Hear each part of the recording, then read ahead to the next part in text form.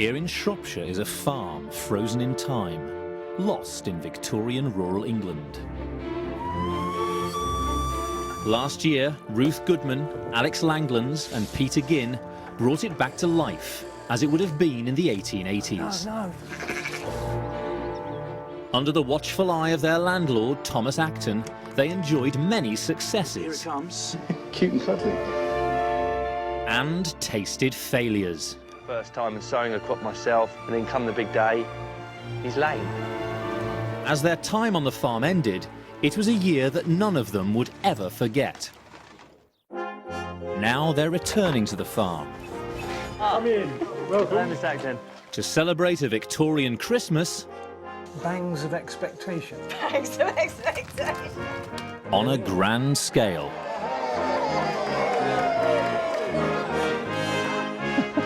They'll learn new skills Oh, good grief. and be tested to the limit as they return once more to life on the Victorian farm. Don't spoil it. Okay. So here's to hard-working Victorian Hard-working farmers. Victorian farmers. Cheers.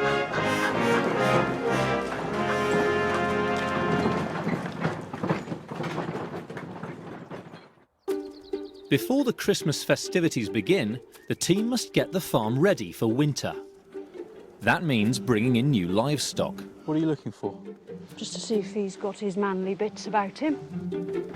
Stockpiling food for themselves If you don't put your back into it, you really notice the difference. and the animals. I think we're going to get a really good crop off of this.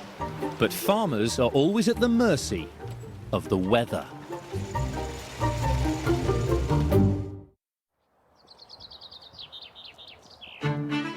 It's been a year since the team left the Victorian farm. They have an appointment with the estate's owner, Mr. Acton, and his son Rupert is on his way to take them there. Rupert's picking us up, isn't he? I believe so. What time did you say? He said, I think it's 3 o'clock. Glad to be back. It's weird, isn't it? It is a bit strange. It is a bit strange coming back. We're looking forward to seeing Mr. Acton again, though. Yeah. Catching up with the affairs of the farm, see what's happened over the last year.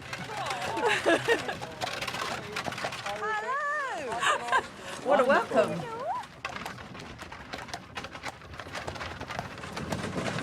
Has it been a busy year while we've been gone?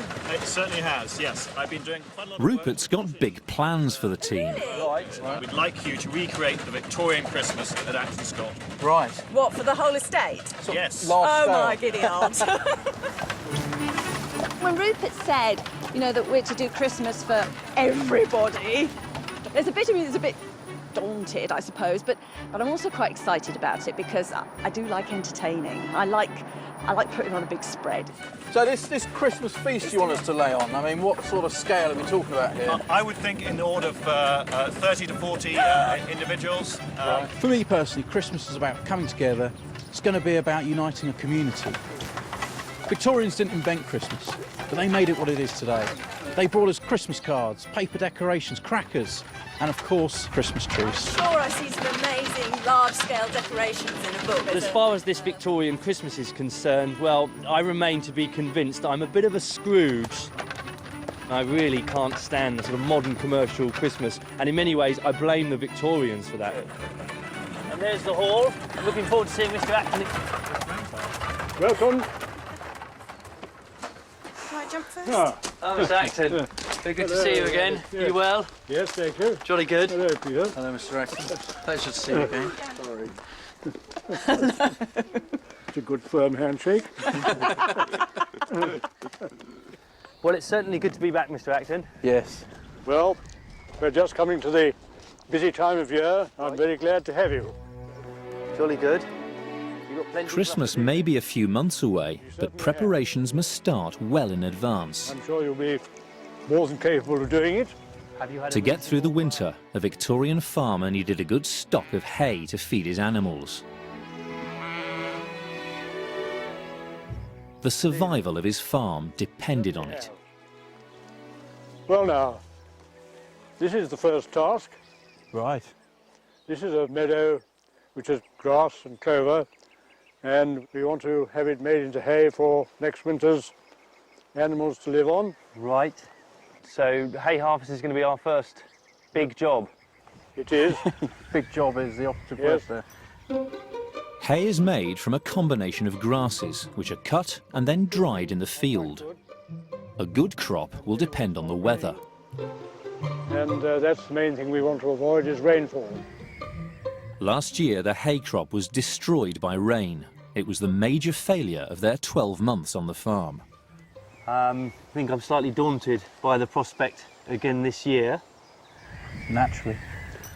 Well, you can't dictate the weather, but when it's right, you must get on with it as quickly as you can. They only have a few weeks if the hay is to be harvested in its prime. The team's base for their year was a labourer's cottage, which they restored from scratch.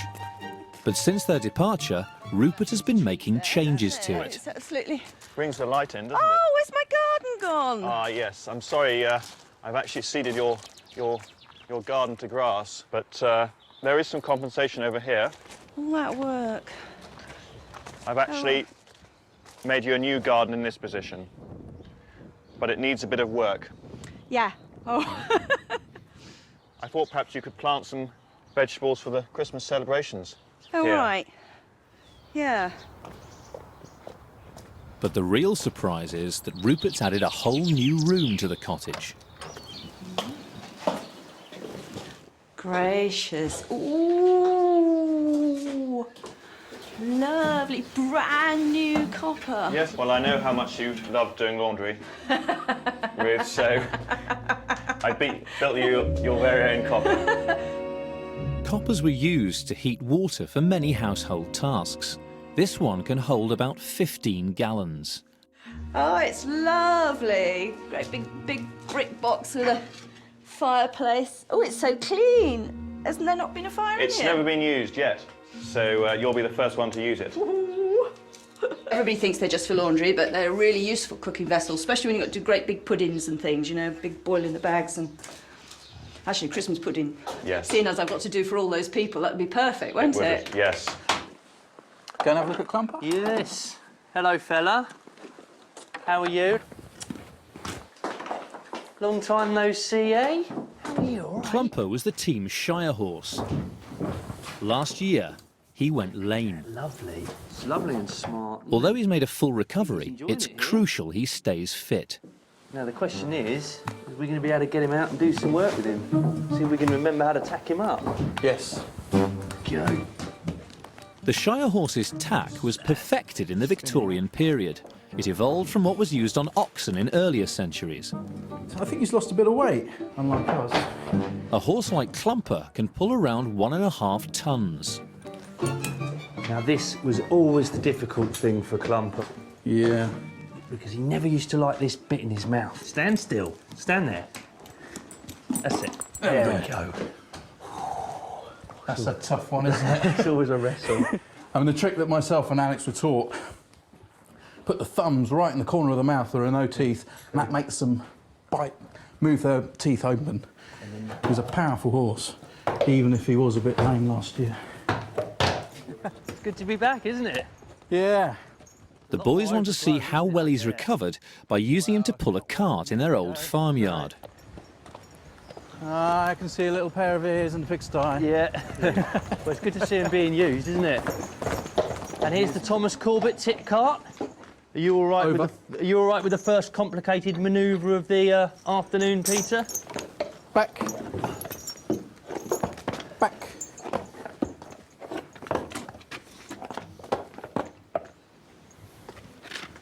Forward. This really is the toughest job, really.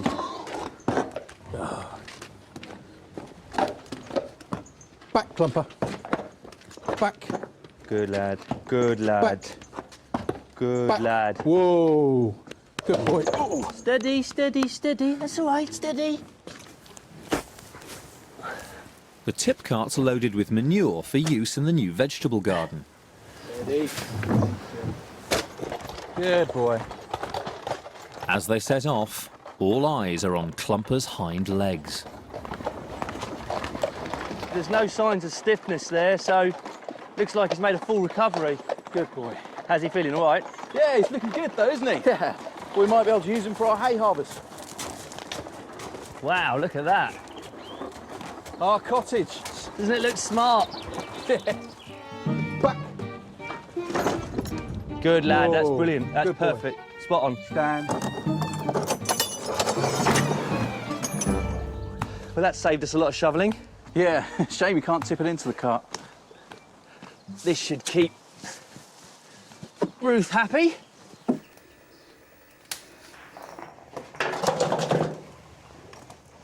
I thought the first thing I'd do with my lovely new copper is make some soap to do the cleaning. Making your own soap at home is something that people have been doing for generations. And there are, in the Victorian period, still any number of soap recipes in ordinary household manuals. All soap, wherever you buy it from or wherever you make it, is just a fat and an alkali mixed together, in essence. The alkali releases the acids in fat, reacts with them and forms soap. It could be any sort of fat.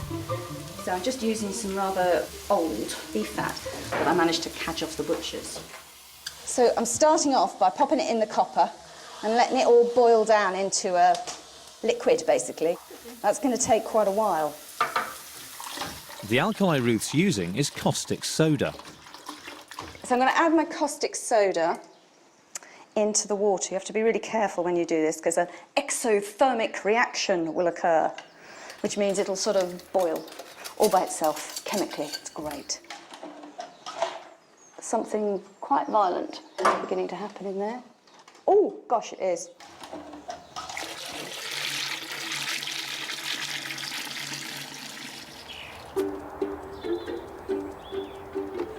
Well, there's a nice selection of bits and pieces over here, isn't there? Now they've seen Clumper in action, the boys must inspect the haymaking equipment. Going like this. Yeah, good for rowing up. They've dug out their trusty farming Bible, Henry Stevens' Book of the Farm, for advice on what to use.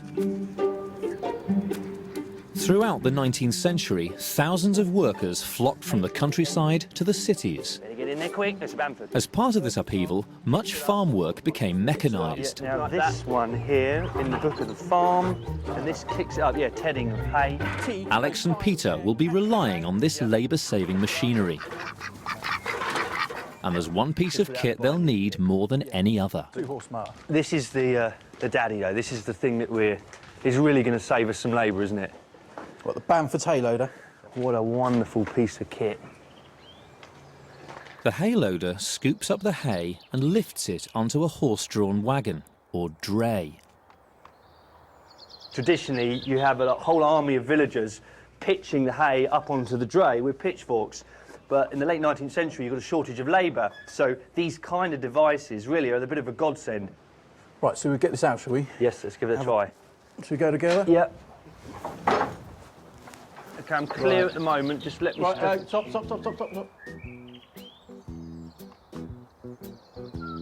I mean, that's heavy. That's got to be heavy. Here it comes. OK, have I got clearance up there yet? Good. Nice, Peter, nice. The Bamford's hay loader weighs nearly 1/4 of a tonne. OK. I'm going to need you up here to drop this down, Peter. Really hang as that goes down. OK. Just ever so... Oh.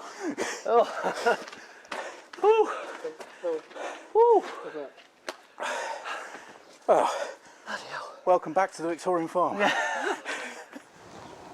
smells soapy. Certainly no longer smells of fat.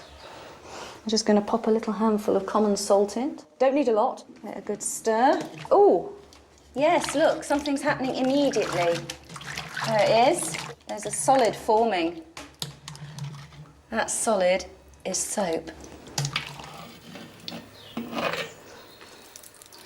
This is my hard soap, quite caustic and tough, so it's good for doing really filthy, dirty jobs where you need something super powerful.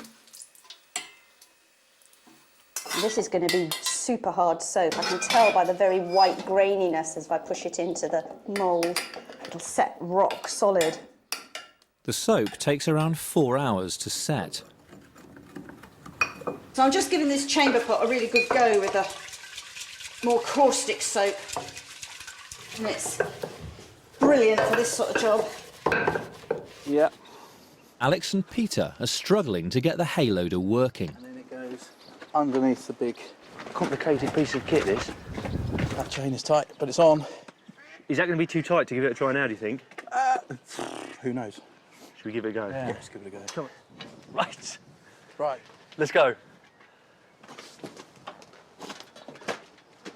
Yep. And there we go. I could probably... Excellent. So we're the dray. This is attached to the dray, being pulled by the horse. The dray is the cart that we're loading the hay onto. Yeah. And this machine driving these spikes, which will be lifting the hay up this elevator, tipping it right to the top. Whoa! Over the top.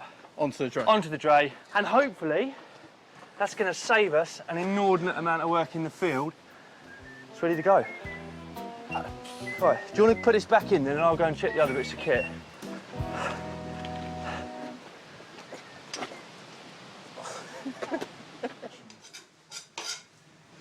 While things are still quiet, I thought I might get on with a couple of preparations. I'm going to get started on the mincemeat for Christmas. It's one of those things that the further in advance you make it, the better it tastes. Ruth is using a recipe from the 1850s containing lemons, apples, raisins, currants and candied peel. If you go back to the medieval periods and you look for mince or shred pies, you'll find that they're mostly meat. And then they're just sweetened and flavoured with a little bit of raisin and a little bit of spice, which were fearfully expensive ingredients at the time. And of course, over time, as these expensive imported ingredients begin to drop in price, people put more and more in. And gradually the meat content goes down and the sweet content starts to rise. And in the 19th century, for many people, that meat element just falls away completely. The only thing, however, that sort of harks back and tells you where it came from is the suet. And modern mincemeat does mostly still contain suet. And suet, of course, is fat from a cow. In particular, this is a piece of what sometimes gets called a codli, which means the fat which hangs near a cow's cods. Cods is an old word for genitalia. And finally, last ingredient, brandy. The mincemeat will be stored in jars to absorb the liquid, becoming sweet and juicy over the coming weeks. It should be really delicious and make the most wonderful mince pies for Christmas. A week into their return, it's time for a catch-up. You look like a man who needs a top up there, Peter. Thank you very much. Go on then, get that down your neck. So what state is all the hay in? It doesn't look too bad. The grass is coming through, and give it a couple of weeks, it'll, I'm sure, be ready to cut. But it's largely going to be a case of keeping the eye on the weather. Yeah. What a familiar story. Every time we talk about making hay, there's some sort of dark cloud comes over, in, as if to say, don't yes. even try it. Yes. So, Ruth, what do you think of the cottage then? It's so posh, isn't it, in comparison to what it was when we were here last? It's good to be back. It's good to see you again. Cheers. Cheers. Nice. Good old Acton cider. You can feel it going down.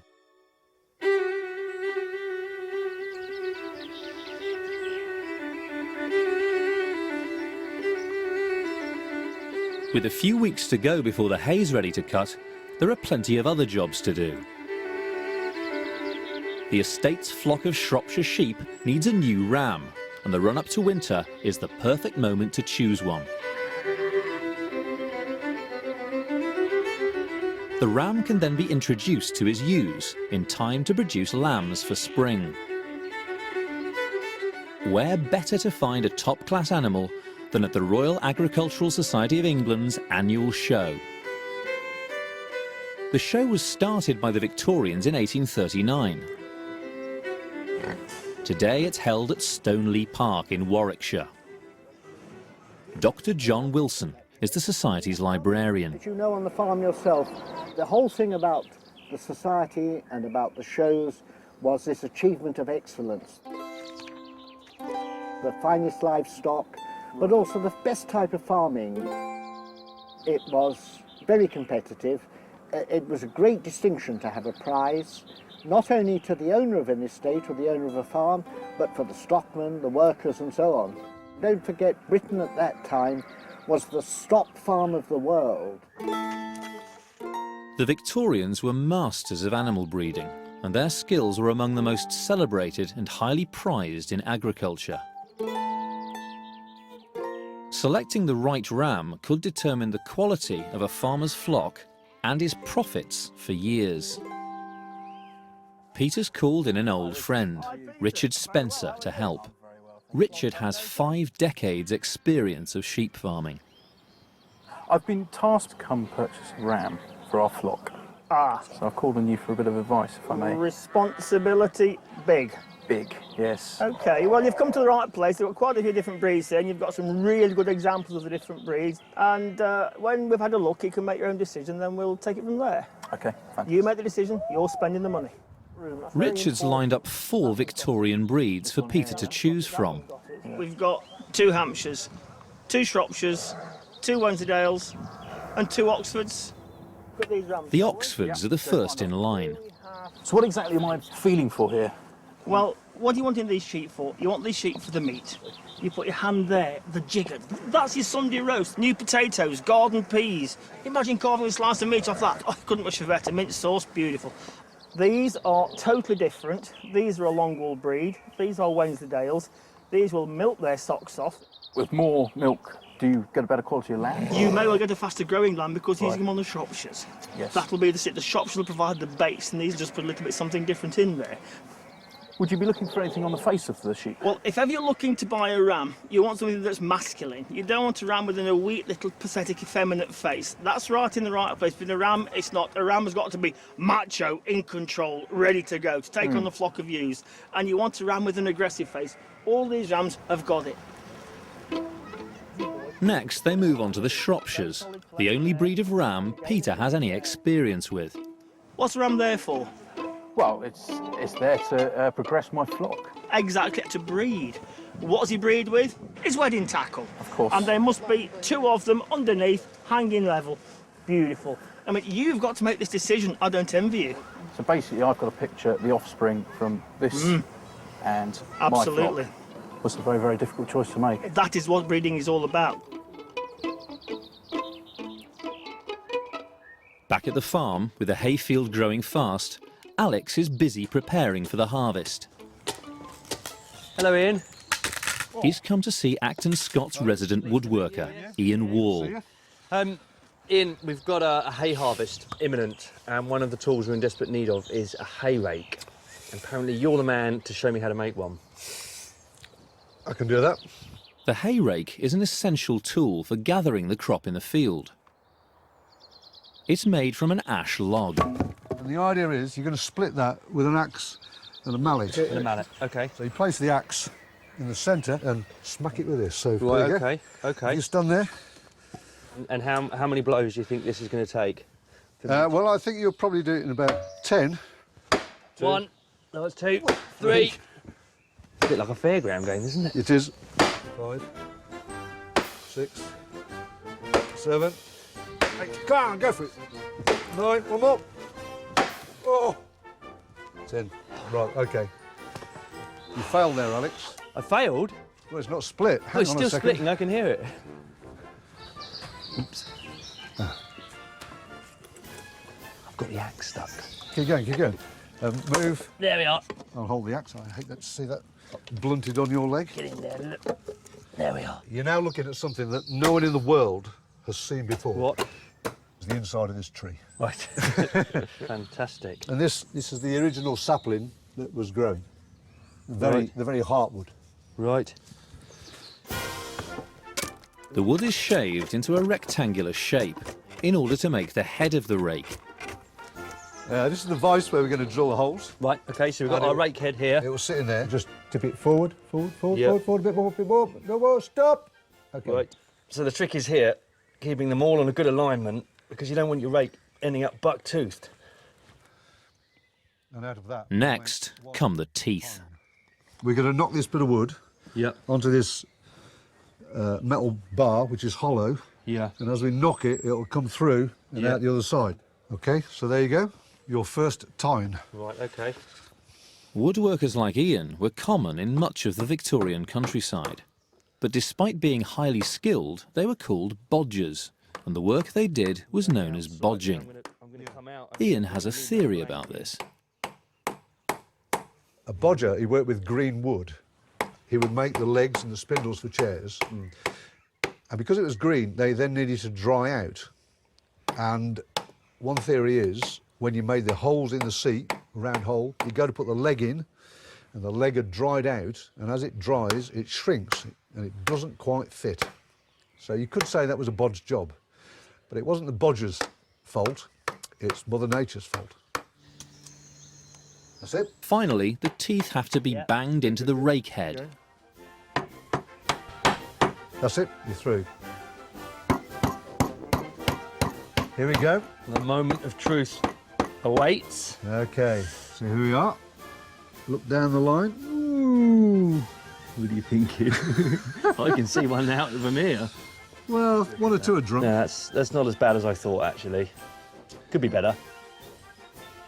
Well, that's smashing, Ian, that really is. That's a work of art, a finished product. Well, you should be proud of that.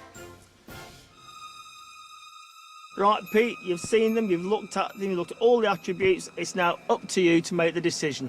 Go for it. It's a tough decision. It's a very tough decision. I am quite drawn to the first Oxford we looked at, purely because of the shape of the rump. I can understand that.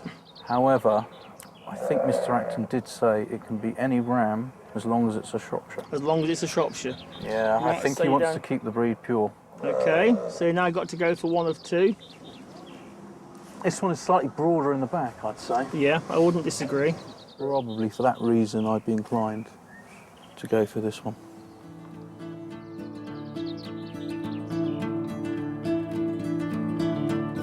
It's not only livestock the team must bring in before the cold weather.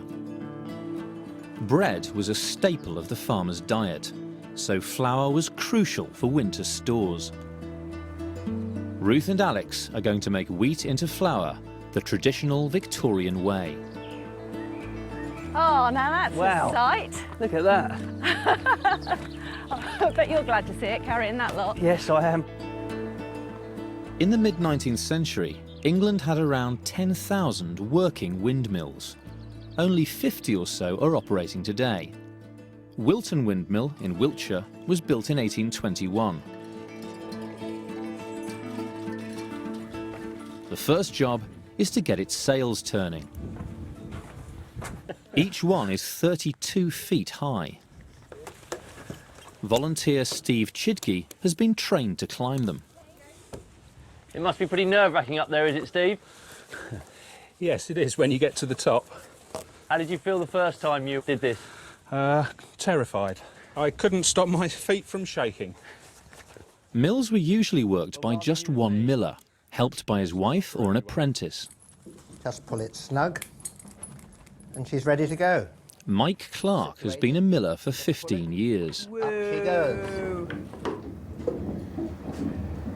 We're going up to the 4th floor, so we wait for 3 lots of bangs. Right. One. Creak, creak. It's not a rush job. Second one. When we hear the third one, I just let go, and the sack will come down and sit on the closed trapdoors. That's cunning, isn't it? 4 flights up, the wheat grain is funneled down again for the grinding to begin. Break off, please! Off!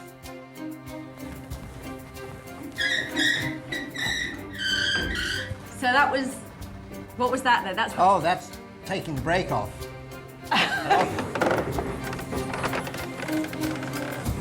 Excellent. Do we go inside now? I would think so, yeah. We can start the milling.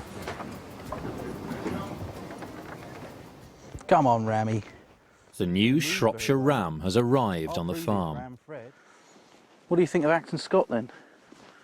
We've got the fields down here. This is the hall. It's going to be your new home. I know. Don't let me down. Hi, Merle, how are you? Hi, Peter. I've got a ram here. I open the gate. Merle Wilson is in charge of the home farm's livestock. It's up to her to decide whether Peter's made the right choice. What are you looking for? Just to see if he's got his manly bits about him. Oh, fair enough. Because it's no good having a ram that can't do the job. True. But this one's got both of them, so that's fine. I'm just going to look at his mouth to see that he's got his teeth. We're just looking to see that they lie nicely against the top gum there. Gum. Sheep only have front teeth in the bottom of their mouths. This may make it easier for them to grab the grass with their tongues. All species of ruminant, including cattle, antelope and giraffe, lack these top front teeth. Yeah, it's these two big teeth here. Yeah, never look a gift horse in the mouth, but if you're paying through the nose for your sheep, definitely check its teeth. That's right. Well, what do you think of him anyway? He's quiet, so that's very important, because some rams can be very nasty. Mr. Acton will be very pleased. Well, Go on, he's all Annie. yours. Tuppy. Good boy.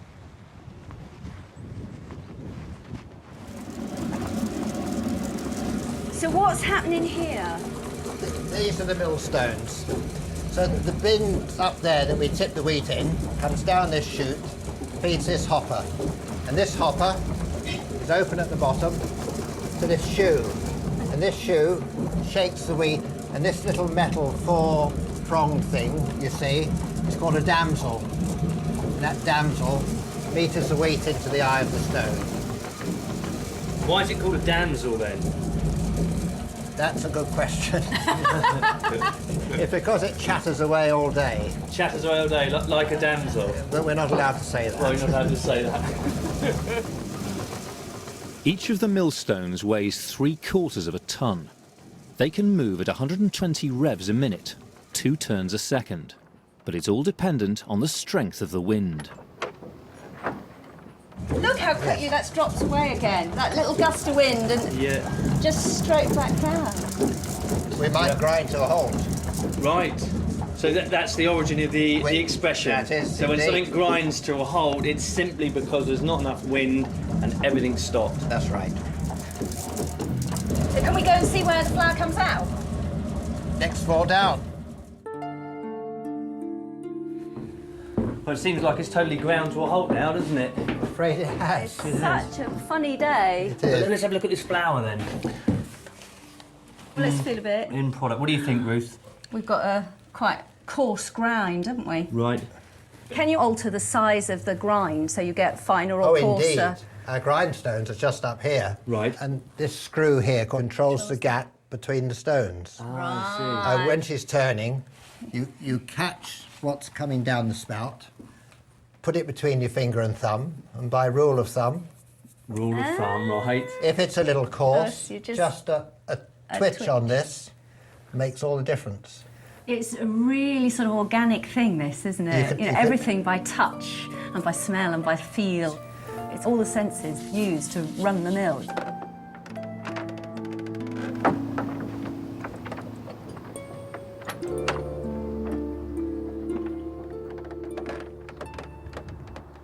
Being at the mercy of the elements, the Victorian farmer needed skilled judgment to know when best to sow and harvest his crops. With the hay meadow in its prime, Peters decided to seek some advice. Swallows are fairly low. Yes. Mr. Acton has lived on the estate all his life and knows its climate intimately. The Victorian farmer wouldn't have had access to a daily weather forecast. So how are we going to tell what the weather's going to be like when we come to make hay? Well, he has to do the best he can with predicting from the signs that he sees. Right. Such as these swallows, which are feeding on insects, and they're flying very low. That means that the air is moist. Right. If it was drier, the insects would go up, and so would the swallows. Then we can look at the clouds, and we can deduce a certain amount from that. One over there, which is becoming a cumulonimbus. Which is not good. I know that can drop heavy amounts of rain.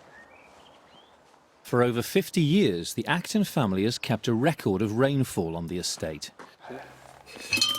It's a crucial tool for the farmer to work out how much moisture has fallen on his crop. Now, yesterday there was quite a storm, so we decide how much it was in terms of inches by putting it into that measuring glass. And we read it, 0.29. Now, an inch of rain is 100 tonnes to every acre. So working down from that, how would you calculate it? Around about the 25 tonnes per acre mark. Yes. If it's 0.29 inches. That's a lot of rain. Yes, you don't want that falling on your hay if you can possibly avoid it.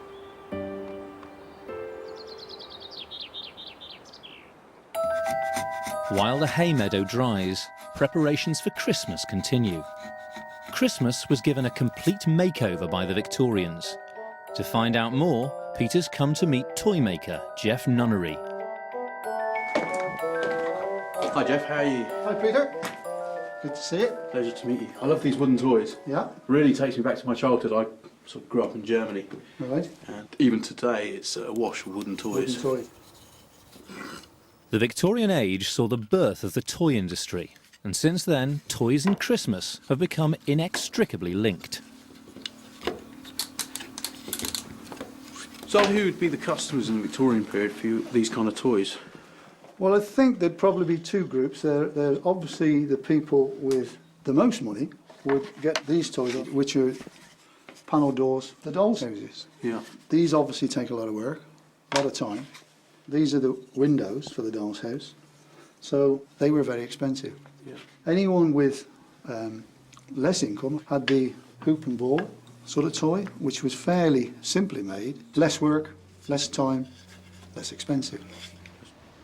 Even the cheapest toys, though, were out of reach of the working classes. It was in the Victorian period that the idea of giving gifts really took off, as did many of the Christmas traditions. And one of these is Father Christmas. But even in the Victorian period, his identity hadn't yet been sealed. You could still see him in a number of guises, a number of different robes. But the image we all know and love today didn't come about until the 1930s, when Coca-Cola had a gentleman dressed in a large red suit, white beard, very, very jolly, advertising their product. I'm hoping to pick up something that the kids at Acton Scott are going to enjoy. Uh-huh. So I'll probably take a couple away if I may. Yeah, no problem. For the Victorian farmer, work didn't stop for Christmas. And it was crucial to have a good store of animal feed for the winter. They weren't back. The weather's set fair for the next few days, so it's time to make hay while the sun shines.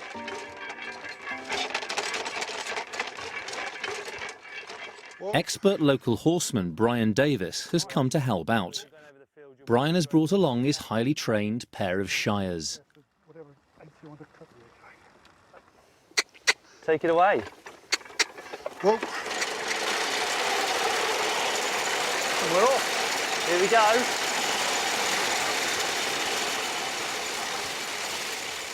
The boys' job is to gather the cut grass into rows.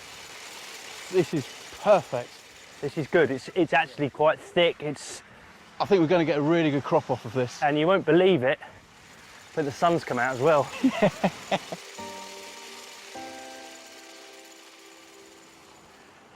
How's your hay rake doing? Well, it's doing very well, actually, and I'll tell you why it's doing well. Yeah. Because Mr. Acton gave me a really hot tip on how to use it. Normally, you're out in the garden, you're raking your leaves like this, yeah? Yeah. Okay. But that's bad for the tines. You'll snap the tines. Right. You're supposed to use it like this. Okay? I'm really getting under it. Just pulling it up and out. Yeah, very nice. Getting it. Thank you, Peter. Less chit-chat, more work.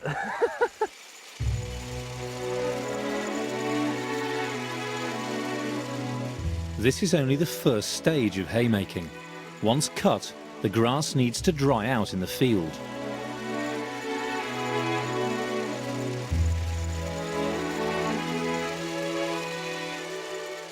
But as the day goes on, the colour of the sky doesn't bode well. do you think of that, Peter? Don't think it looks good. See, that's cumulus nimbus right at the back. If it rains, we just deal with it. That's all we can do. We cut it now. It's a lot further than we got last year.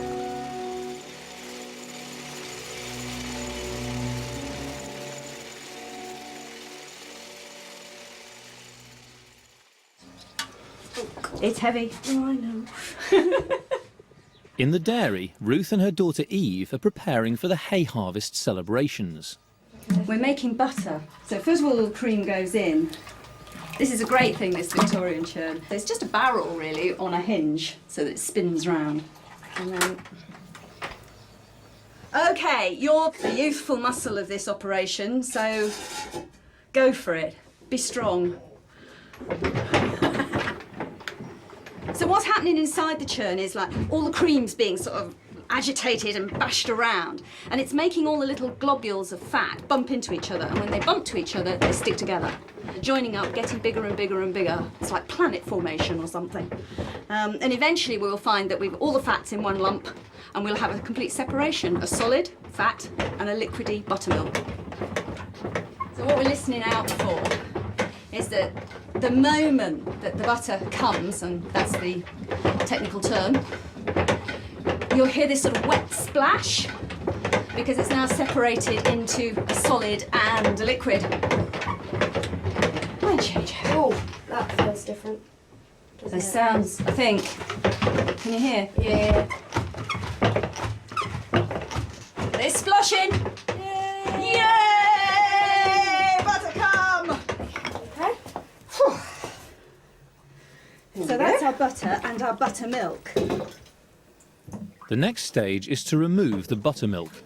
It's squeezed out using a 19th century invention called a butter worker. Oh, I can hear that buttermilk coming out. Yeah, definitely. This ensures the butter isn't touched by the dairymaid's hands, which could melt it. In fact, the most prized quality a dairymaid could have was cold hands. But that wasn't all they were known for. Dairymaids were considered to be, well, a bit sexually alluring, actually. Dairymaids have to be very, very clean. You have to keep the spaces around you scrupulously clean. You have to keep your clothes scrupulously clean. And gentlemen used to have fantasies about them. And you see that in all the literature as well. If you read of things like Tess of the D'Urbervilles, you know? Tess works as a dairymaid. She's clean, pure, sweet, beautiful, and of course, has her reputation destroyed. So you watch your step, young lady. Cheers. You see anybody posh? Run a mile. Run a mile. Cover yourself in dirt. Don't let them know you do dairying. Why do mothers have to be so embarrassing?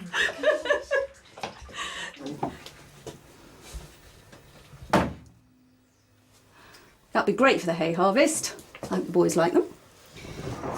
Steady does it.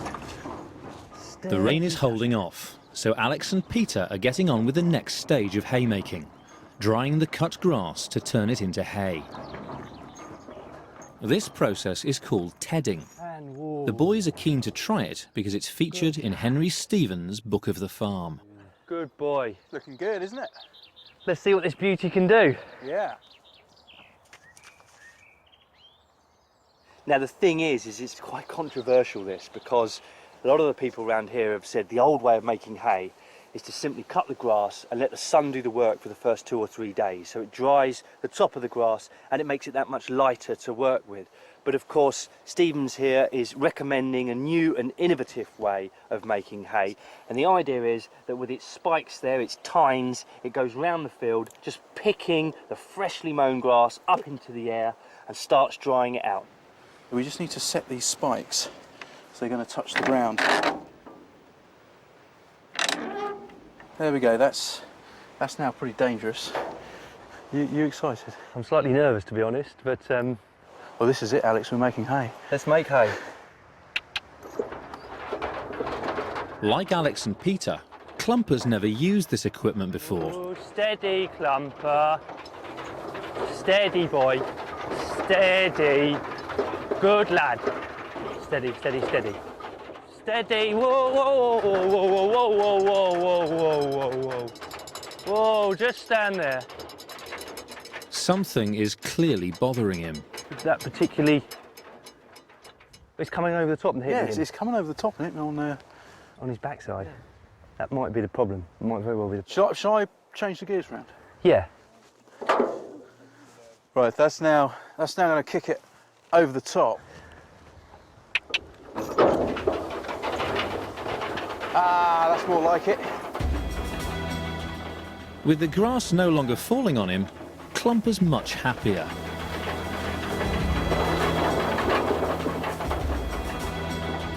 Now that is just great to see. If he can keep his cool and I can keep my cool, we will be making hay. It's already drying out quite a bit.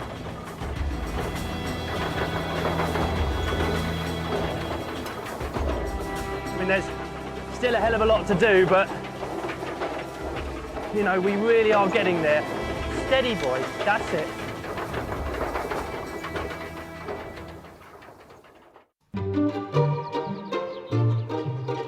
After a week, the hay is turning golden in the field. Yep. Now it needs raking, so that it can be lifted easily onto the wagon. This is a side delivery rake, which effectively combs all the hay into long rows.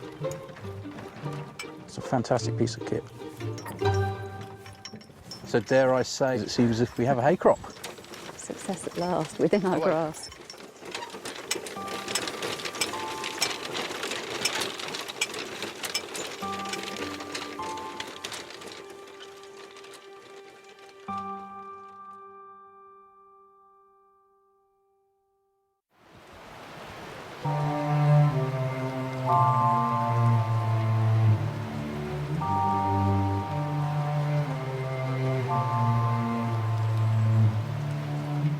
But before they can bring the hay in, the weather takes a turn for the worse. For several days, the crop is battered by rain. Once you've cut the hay, you're committed to making hay. And you can control pretty much every single element about it, except for the weather, and it's raining. It's raining hard. And if this keeps up, I mean, it will be a failure. And it'll be deja vu, basically.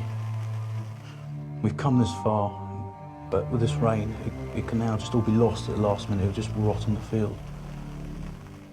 This is awful. This is truly awful. With no hope of working outside, Ruth gets on with an indoor job, turning the freshly ground flour into bread. Traditional brick ovens like this one go back for centuries and centuries, and right into the Victorian period were the best for baking bread. What I'm trying to do is make a fire inside that will heat the bricks. It's not the fire, it's the hot bricks that cook the bread. Victorian farms generally had good supplies of fuel, but most non-farmers could ill afford the firewood or coal, so bought their bread from a baker. When we went to the windmill, they've ground it in the flour nicely for us, so all the bran is still in them. And although it's very good fibre through your system, if you have a lot of it in the bread, you get a very, very heavy bread that's really quite chewy. And Victorians were looking for a much lighter loaf where they could possibly get it. So I want to take some of the bran out.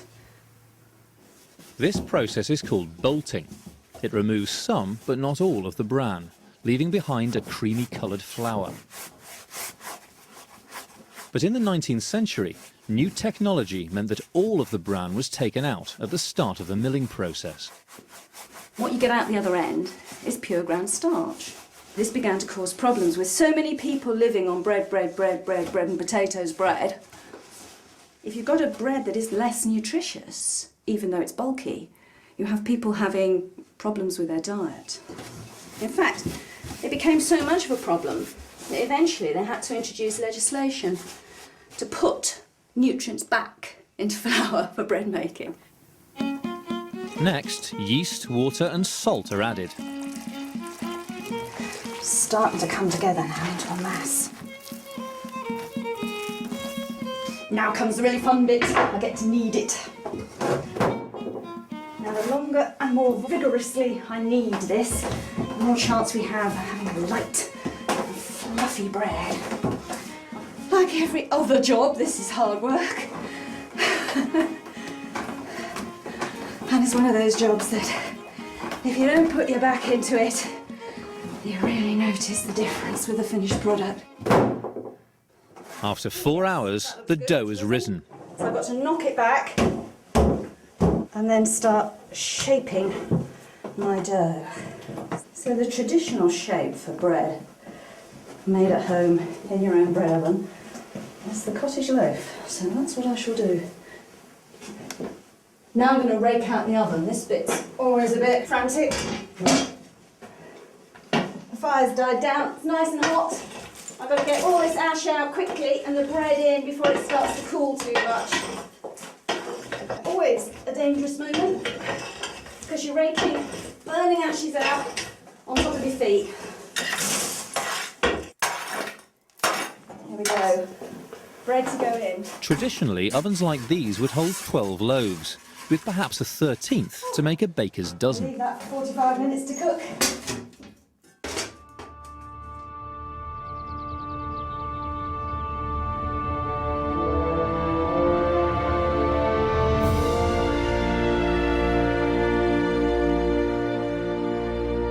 At last, the sun is out. The hay has survived the downpours. Alex has lent Ruth his handmade rake, and it's time to bring out the loader. It looks good. Yep, come on. Ooh.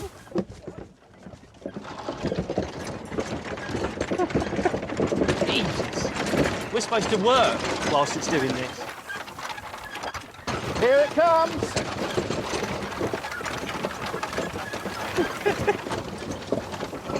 Okay. Whoa! Ah, it's...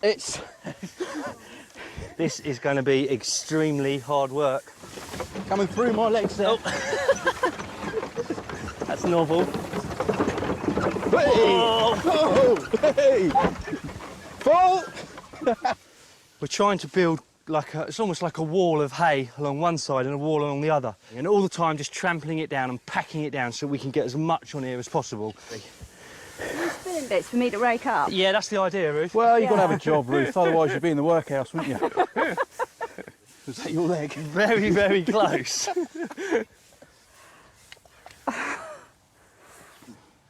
Sorry. Oh, no. Who had money on the hay rake breaking? Not me. You just have to get on your hands and knees now, Ruth. Oh God. Yep, come on.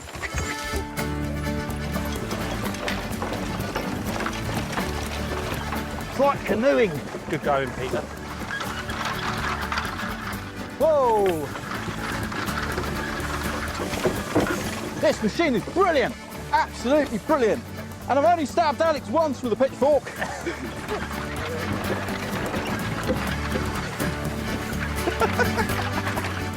Despite the fact that they helped save labour, hay loaders weren't popular in Victorian Britain. And Peter and Alex are discovering a possible explanation. So this was, in fact, one of the reasons why this thing didn't take off. because you can't do this whilst you're standing, whilst it's moving. Is that the dray there? Yeah. Okay. It's all right, I'm good, I'm good. Oh, Peter! Oh. That is haymaking done.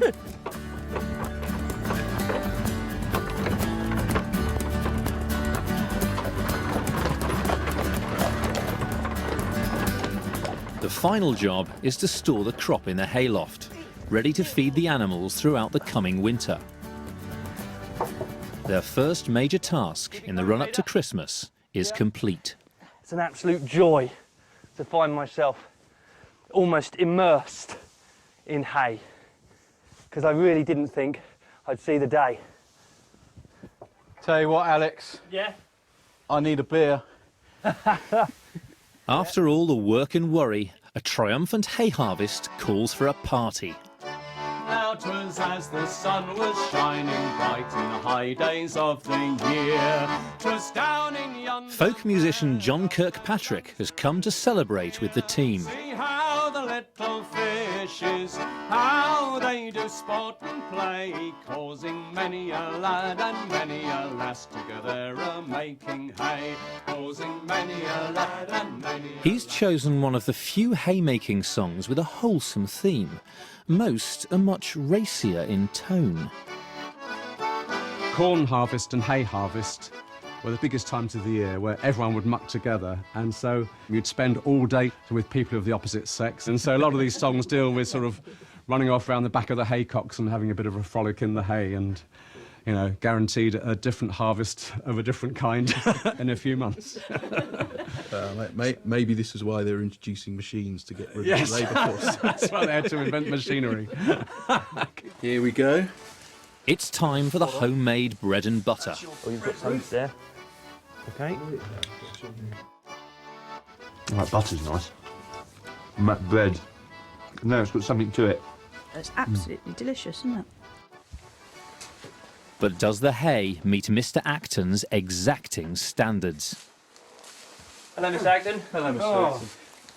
Well, Alex, well, Peter, is this a sample? This is a sample, yes, for your inspection. Yes, not bad at all. Can you tell a lot from the smell of the hay then? Oh yes, you can, yes. Yes, it needs to smell sweet. If it smells musty, that means spores of mould, and that's not good for the animals. Right. Yes, each time I smell it, it smells better. Well, that's a good sign. I think the animals will relish it during the winter. OK, folks, we're going to do Sir Roger de Coverley, a lovely old English country dance. It's been done for hundreds of years. And fascinatingly, in Scotland, this dance is called the Haymaker's Jig, so it's very appropriate. And it's mentioned in A Christmas Carol as well as one of the classic country dances for Christmas time, so it'll get you in the mood for Christmas. And right hand turn. And the other. Left. Keep swinging, keep swinging. Both hands.